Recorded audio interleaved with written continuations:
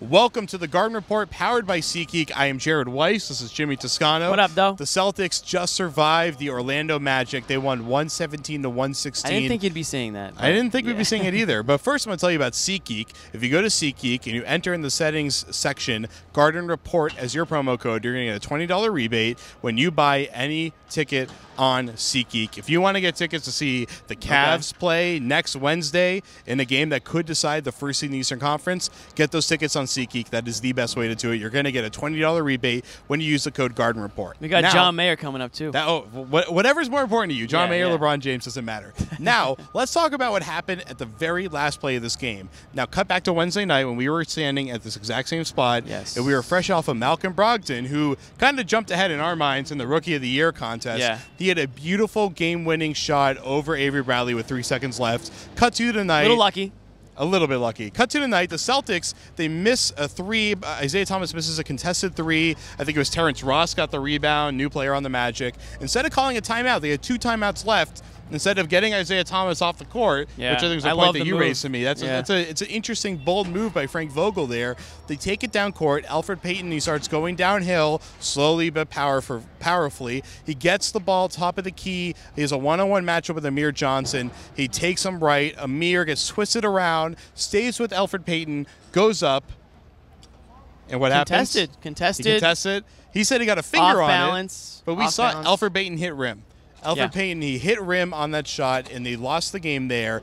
Now, Frank Vogel said that was a foul if it's Isaiah Thomas. He said that Isaiah Thomas was getting those calls. We rewatched the play a couple times, and it didn't look like we saw it from the baseline angle where you could see the contact, and it certainly did not look like there was enough body contact to make it a foul. If they call the foul on that, there's mayhem in here, and it wasn't a foul. I mean, that's offense defense right there. I mean, if that's a foul, then what can you really do in crunch time when the guy's driving the lane? You go up, you put a body, he's going straight up. Amir Johnson, he didn't hack him on the arm or anything. Payton tried to fade away at the end, and he missed a shot. Simple as that. I mean, it was good defense in a game where there wasn't a ton of great defense. That was absent. 117 to 116. I was telling a friend of ours earlier that Brad Stevens would rather win a game 90 to 81 than win a game 117 to 116. I mean, he was miserable. I think he was pretty miserable after that game. I think he'd rather lose a low-scoring game than win a high-scoring. No, that's not true, but it's close to true. He'd probably take away more from that game. And let's give credit to Amir Johnson, who twisted his ankle in the first half of this game and went down. He had to take off his shoes, kind of flex his ankle a little bit, get looked at by athletic trainer Ed Lessert. He comes back in the game and plays some really solid interior defense.